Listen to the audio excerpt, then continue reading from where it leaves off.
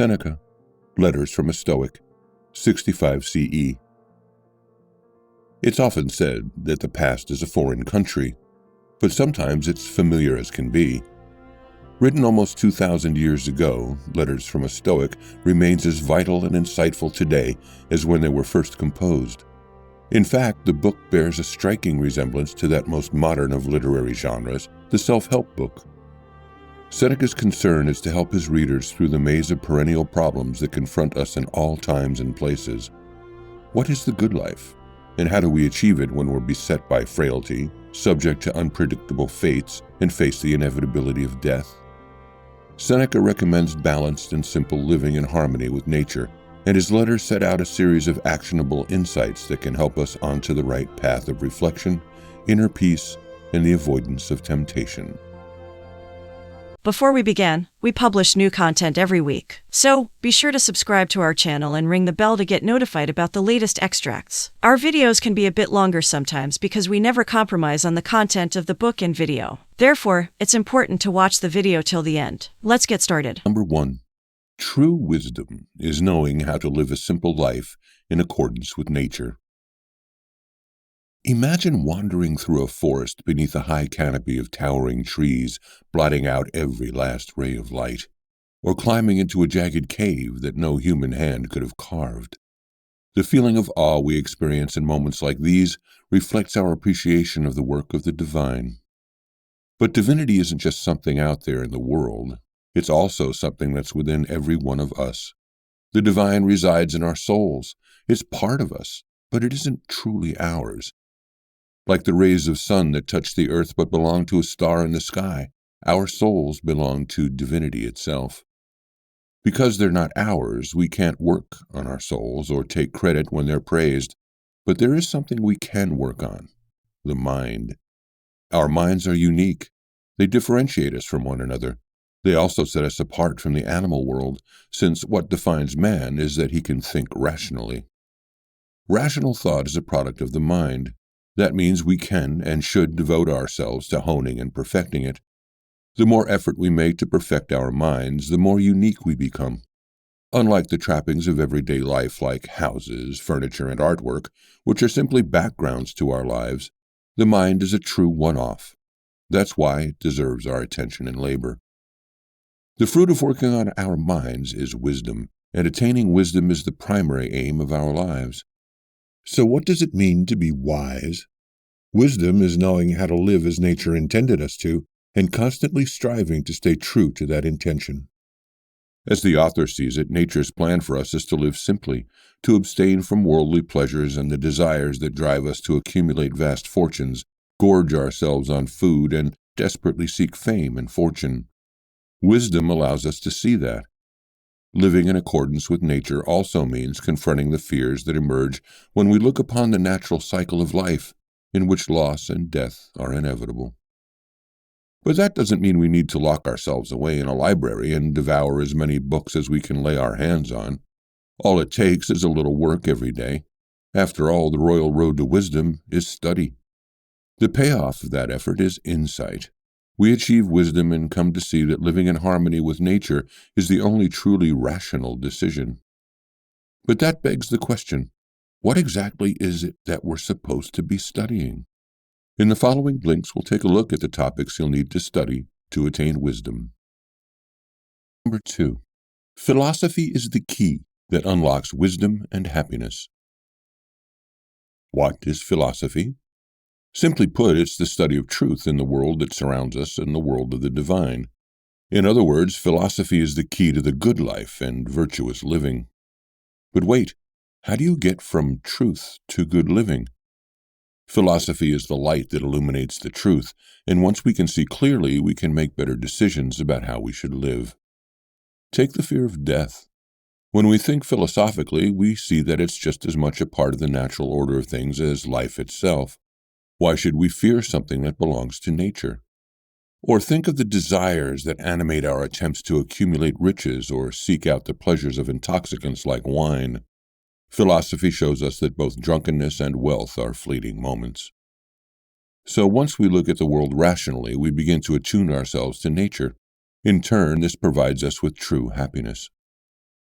You can see why Seneca thought that was the most important subject of all. Compare philosophy to technology, an area in which so much of human ingenuity is on display. Engineers and architects help us build beautiful buildings, which marble quarriers can later adorn with stunning floors. But what does all this really add up to? Sure, you'll have a nice enough banquet hall in which to wine and dine your guests, but do you really need that? After all, we know of tribes who find shelter in simple pits dug directly into the ground. They don't seem unhappy that they're not sleeping in rooms outfitted with the finest marble from Carrara. They appreciate what they have, however little that might seem when you compare it to a palace. Just as we don't need luxury to find shelter, there are many other things we don't need to be happy. This is another lesson that philosophy teaches us. So how does philosophy stack up against other subjects? Music might help us harmonize notes and chords, but does it help us achieve inner harmony with ourselves? Or consider geometry. It lets us measure everything from the distance between two stars to the size of our estates, but it offers no insight into why a man who has lost every acre of his estate can still smile in the face of the world. If you want to measure a soul, you'll need to turn to philosophy. So that's the first subject you'll need if you want to become wise. Philosophy teaches us what nature intended for us. It helps us learn how to face our fears and achieve a sense of balance while doing away with pointless distractions and focusing on true happiness. Number 3. Don't just study any old way. Do it properly. Okay, you've decided to study philosophy to find out how nature intended us to live. How do you go about it? Surely the great philosophers of Greek antiquity can help. Why not dip into the writings of Zeno, the first Stoic, or Aristotle, or Plato? But there's a catch. Studying has to be taken seriously. You can't just skim the surface, you have to plumb the depths. Casually perusing lots of different authors will only give you a superficial understanding of their ideas. Think of it like dashing around the world and never staying very long in any one place. You'll return home with hundreds of fleeting impressions and a ton of new acquaintances, but very few true friends. That's why the best course of action is to take an established and trusted author and stick to him. It's in the deeper end of the pool that you'll really start learning how to swim. Sticking to an author means studying his work in detail, but it doesn't mean ignoring everyone else. No single philosopher, no matter how great, ever divined the whole truth. To get at truth, you need to understand philosophy as a whole. Think of a beautiful woman. She might have wonderful ankles or wrists, but it'd be strange to say that she was beautiful because she had beautiful wrists, right? Her beauty resides in the sum of her many parts. You can't reduce the quality of beauty to any one feature. But you don't just need to read widely and deeply. You also need to read actively. Simply repeating what Plato or Zeno have to say on a given topic might be a good way for children to learn, but it's not enough for adults. Mature learning is active. You gain your own knowledge. Great philosophers can help you with this, but in the end you'll have to take leave of them as well as you forge your own path. This means comparing their insights and drawing your own conclusions. Once you start doing that, you're already contributing to philosophical knowledge about the world. Chances are you won't be the next Socrates, but remember, there's no monopoly on truth. In fact, there's plenty for all of us. Number 4. Your mind is your most valuable possession. It's your home and the guarantor of peace and health. Some itches just can't be scratched. You can travel the whole world and see countless new cities, scenes, and people, but still wind up feeling restless. That's because travel can be a form of escapism. What you neglect is what really matters, developing your mind. If you take care of your mind, you'll be at home anywhere in the world. Imagine a heavily laden ship. As long as the cargo is properly secured, it can sail the stormiest of seas with confidence. But if the goods are poorly fastened, they'll start slipping and sliding around the hold and, soon enough, end up taking a whole ship down. A healthy mind is a bit like the well-stowed ship. Everything is fastened in its proper place. It can travel anywhere, and no matter how rough or serene the ocean, the view from the bridge will always be a pleasure. But if your mental cargo is badly stored, maintaining an even keel is next to impossible. You'll have an unbalanced mind and be beset by restlessness. So, you should focus on securing your mental freight. After all, peace of mind comes from inside. You can't find it in the outside world. Think of a spacious house in the countryside, far from the hustle and bustle of the city. You buy it in the hope of creating an oasis of calm, and you even go so far as establishing rules that stipulate that everyone inside the house has to tiptoe around at night to preserve the absolute quiet. Yet even after all that, you still can't sleep. You lie awake at night and begin imagining strange noises. No matter how peaceful your surroundings are, you're still plagued by a restless mind. What can you do? True serenity is achieved by looking inwards and quieting your mind. Philosophy, which teaches us how to live in accordance with nature, is the handmaiden of tranquility. A properly working mind is a wondrous thing. It can even heal the body. Health is a necessary but insufficient condition of the good life. Exercise is important and useful for that reason, but only when it doesn't become an obsession. A heavy-duty weightlifting routine will get you a washboard stomach and guns of steel, but it can also be a distraction. All those hours working out will amount to time you could have spent cultivating your mind. Just think what happens if illness strikes. No amount of muscle will support you or restore your health. A sound mind, by contrast, can make all the difference. It can provide the mental strength you need to get through trying times and ultimately help you recover. Number 5. Steer clear of temptation and vice by staying focused on the truth.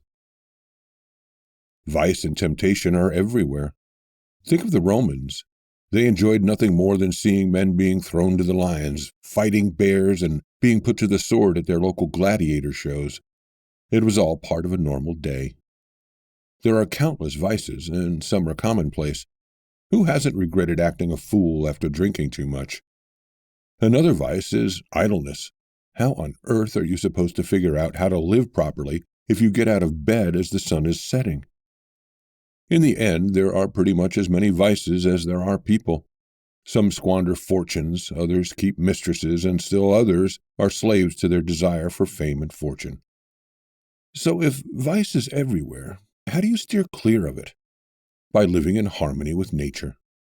Vice is the fruit of a wish to be better than others. It thrives among those who spurn a normal, simple life. Wanting to be different is what drives people to spend their time and money on fripperies like stylish clothes, fancy carriages, and extravagant banquets. Vice is also a cunning master of disguise. Those who think they have the least work to do are usually those who have the most to do. Think of dreams. When we're sound asleep and unconscious to ourselves, we rarely notice our dreams. Living well is similar. When we're busy pursuing petty pleasures and reacting to fleeting pains, we are unconscious to ourselves and to what we really need. That's why those of us who have the most work to do on ourselves are usually unaware of what we really ought to be doing. Number 6. Master your fears and anticipate the worst. What's your deepest fear? Losing your status, comfort, and everything you own? Whatever it is, you'll need to confront it if you want to achieve wisdom. A good place to start is by becoming comfortable with the idea of poverty. Take a few days every now and again to live as the poorest do. Wear drab, simple clothes and eat stale bread or barley porridge. Once you've learned to take pleasure from a few paltry scraps of bread, you'll begin to realize that there's nothing to be afraid of when it comes to poverty. This, in turn, will help you cultivate a sound mind. Because nothing lasts forever, it's a good idea to anticipate other disasters, too. The world is full of examples of sudden falls from grace, unexpected hardships, and bad luck. Great empires crumble, and honest men who've led righteous lives are cast into exile by vengeful masters. Loved relatives and friends die, and whole cities are consumed by fire. That's just the way it is. The world is a play of contrasts. Night follows day, and clouds obscure clear skies. There's an uncanny calm before the most ferocious of storms, and the worst day you can imagine can easily come on the heels of the best you've ever had. Fairness and unfairness don't come into play. Every living being and thing is subject to the same unpredictable workings of fate. Consider soldiers. Even in times of peace, they spend their days participating in drills to prepare them for the worst-case scenario, war. That's how you should think about the world. Prepare for the direst outcomes, even when things are at their best. Anticipate the eventuality that everything you have might be taken away from you. This way, when fate appears to become vindictive, you'll be prepared and come through it all with a smile on your face. Most importantly of all, you'll have a clear and calm mind. Number 7. Choose your friends wisely. Some people seek to unburden themselves by sharing their troubles with everyone they come across. Others don't even tell their closest friends what's on their minds. Neither of these options is in accordance with nature, as any wise Stoic will have learned. So what should you do? 2 things. Choosing your friends wisely is vital, but once they're in, you should really let them in. Your best bet when it comes to choosing friends is to base your decision on trust. Befriend those who you're sure you can rely on. Even better is a trustworthy fellow traveler, someone on the same path of discovery as you. The best friends we make don't just reflect who we really are, they also change us for the better. Friendship is about learning and improving yourself. That's why it's important to avoid people mired in vice. Adulterers, cheats, and torturers corrupt those who are close to them. Make an unwise choice, and the chances are you'll soon pick up the vices of your new friends. If you're pretty certain you've made the right decision, share everything with your friends. Open the door and let them into your life. Best of all, assume that they'll be loyal to you. That's often the best way to make sure that they are loyal. True friendship is built on a solid foundation, and becoming friends with someone for the right reasons is its cornerstone. After all, a wise man is self-sufficient and has learned to be happy by himself. That means he doesn't need friends. When he does enter into a friendship, he's not out for himself and isn't looking for a personal advantage. And that makes him a good friend. After all, fair-weather friends aren't really friends at all. No sooner has he got what he wanted, and your so-called friend is headed for the hills. What the wise appreciate is that friendship is valuable in itself. Creating and sustaining friendships is part of the good life. Number 8. Face your fear of death. Think of eating strawberries. They're at their succulent, sweet best at the end of summer, just before fall, right? Old age is like that too. It's not all about illness, frailty, and decline. In fact, aging has its own unique pleasures. But to appreciate them, you have to come to terms with your fear of death. Like the strawberries that mark the impending turn of the seasons, each period in a life is part of the inescapable cycle of nature. And life itself is hardly a great achievement. Everyone and everything, from slaves to masters, insects to animals, has life. The key to developing a healthy attitude is to celebrate what you've already had, the years you've lived, and to be grateful for everything that might be given to you tomorrow. Pacuvius, the governor of Roman Syria, had a memorable way of doing this. Every night he celebrated his own death by throwing a dinner party with fine wines and food. At the end of the evening, he was carried to his bed to chants of, he has lived, in Greek. While the ostentatiousness of Pacuvius' ceremony might be off-putting, we can learn a lot from his attitude toward death. Once we have conquered our fear, we can begin celebrating what we've already had of life, and each new day becomes a special blessing. But what about death? It can't be avoided and comes for us all. That means the best we can make of it is to die honorably. Clinging on to life merely for the sake of living is pointless. What's the most you can hope for? To eat another oyster or drink another glass of wine? Things you've had countless times before?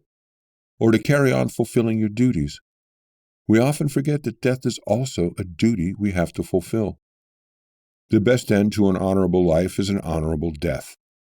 But the author, like many of his contemporaries, also believed that suicide was more praiseworthy than continuing a dishonorable life. Tullius Marsilius put this idea into practice.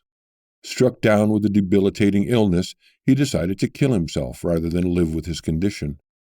After dividing his possessions amongst his slaves, he fasted for 3 days before dying peacefully in a hot bath. He was much admired for his honorable, relaxed, and contented death. This essay serves as an explanation of Seneca's belief that the good life is a life lived in accordance with nature. That means leading a simple and honorable life free of vice and temptation. But that's harder to achieve than it sounds. Even so, studying philosophy can help us in this pursuit. By illuminating the truth, it shows us the path through life's many challenges and allows us to face danger, setbacks, and the inevitability of death with serenity. Once we have internalized the lessons philosophy offers, our minds can become oases of calm in a tempestuous world. Take Seneca's advice and start living the good life today by keeping your mind in good shape, just as you would your body. We all know the importance of exercising and eating plenty of vegetables and cutting down on intoxicants like caffeine and alcohol.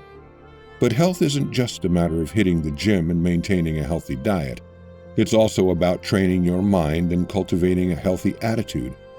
So don't forget to complement your fitness regimen with some mental gymnastics. Studying and learning don't just keep your mind agile, they also open the door to the great truths of the world and mentally prepare you to cope in trying times. Once you've developed the right attitude, you'll be able to face anything. Got feedback? We'd love to hear from you about our content. Just share your thoughts and book recommendations in the comments section, and be sure to subscribe to our channel and ring the bell to get notified about the latest extracts. Thank you and have a great day.